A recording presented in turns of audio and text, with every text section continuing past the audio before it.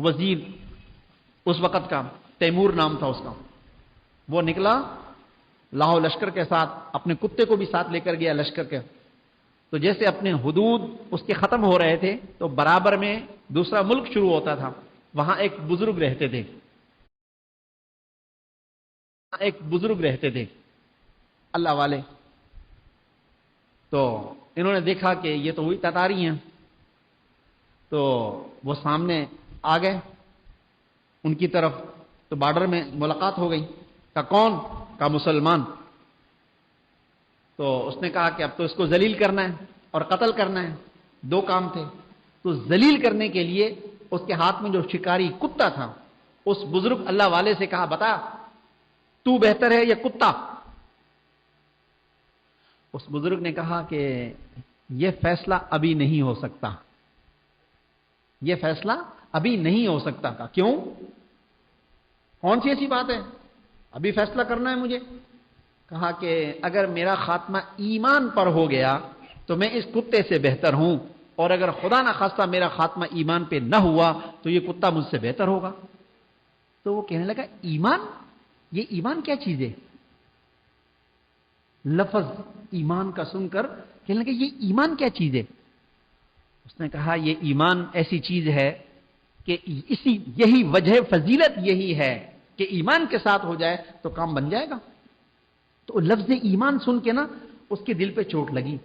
تو کہنے لگا اچھا یہ بات ہے؟ کہنے لگا ہاں یہ بات ہے. تو انہوں نے کہا اچھا پھر مجھے ایمان بتاؤ، ایمان کیا ہے؟ اس نے کہا دیکھو ایمان تو دعوت دی انہوں نے، یہ ہے. جب اس کو دعوت دی نا اس کے دل پہ چوٹ لگی. تو کہنے لگا سب کو ہٹا دیا.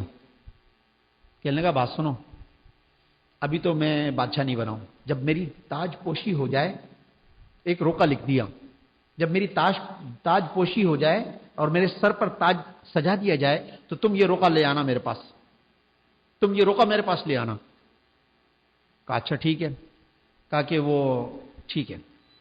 ادھر انہوں نے تاتاریوں نے مسلمان مردوں کو کاٹ دیا، ان کی جو عورتیں تھیں ان عورتوں کو انہوں نے اپنا زبردستی اپنے گھروں میں رکھ کے اپنی بیویاں بنا لیا. یہ جتنی عورتیں پکڑی گئی، جو مر گئی، جو رہ گئی وہ رہ گئی.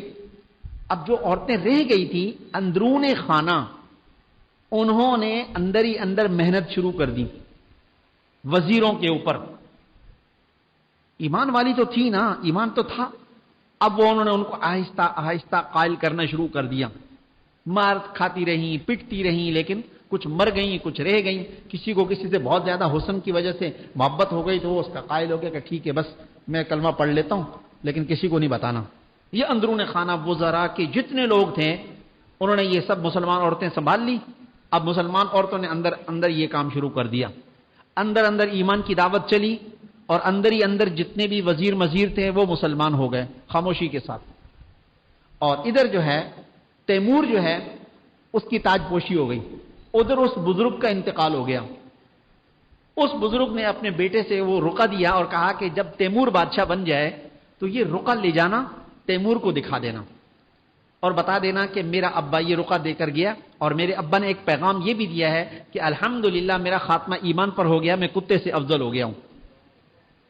اب وہ ان کا بزرگ کا بیٹا جو ہے، اب وہ قانون تو وہی تھا کہ مسلمان کوئی انٹری نہیں مار سکتا، جو مارے گا وہ ذلیل کر کے قتل کر دیا جائے گا. اب یہ اس بزرگ کا بیٹا جو ہے وہ رقعہ لے کے گھوم رہا ہے، پہنچتا ہے لیکن آگے کوئی جانے نہیں دیتا. سیکورٹی یہ وہ سب کچھ گارڈ. ایک گارڈ سے اس نے پوچھا کہ یہ بتاؤ کہ یہ تیمور سوتا کس طرف ہے، یہ محل کا جو ہے نا اس کے سونے کی جگہ کہاں ہے؟ انہوں نے بتایا وہ آخری والا کمرہ ہے. کہا اچھا. اب جب سب سو گئے تو یہ بزرگ کا بیٹا جو ہے اس آخری والے کمرے میں ایک روشن دان تھا، وہاں کھڑے ہو کے اذان دینی شروع کر دی. اس نے زور سے اذان دینی شروع کر دی.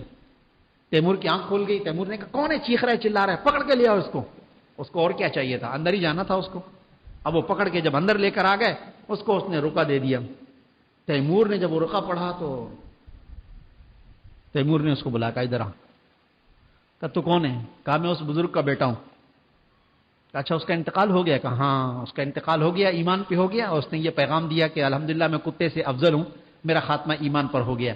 اور مجھے انہوں نے کہا تھا کہ یہ رقعہ بادشاہ کو دے دینا، جب بادشاہ کی تاج پوشی ہو جائے، یہ تیمور بادشاہ بن جائے، تو آپ بادشاہ بن گئے ہو تو آنا مشکل تھا، اس لیے میں نے رات کے ٹائم یہاں اذان دینی شروع کر دی۔ تو میں نے کہا آپ کی نیند میں خلل ہوگا، تو آپ نے بلا لیا مجھے اندر۔ تیمور نے کہا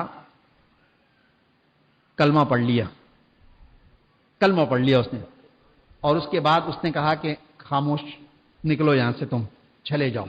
تمام وزیروں کو بلایا اور وزیروں کو کہا کہ میرے پاس ایک رقعہ آیا ہے اور اس کے اندر مجھے ایمان کی دعوت دی گئی ہے، تم لوگوں کا کیا خیال ہے؟